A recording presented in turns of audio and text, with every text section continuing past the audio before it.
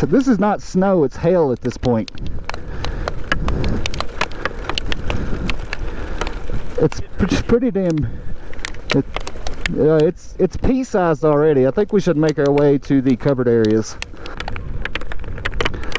I'm really glad it's not rain. Alright, so it's 14,130 feet. And hailing. Oh, it was lightning. Yeah, it was lightning. It's time to go in.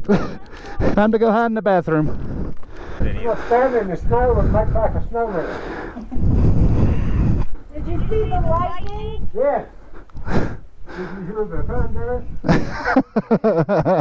The good thing is it's very sunny over there. So hopefully what has turned into rain now.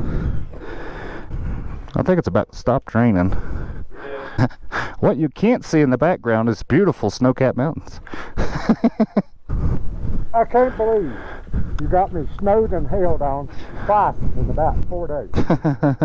Well, good news is it can happen. 2 days. It can happen at least 2 or 3 more times. There we go. Oh fuck. My T moved.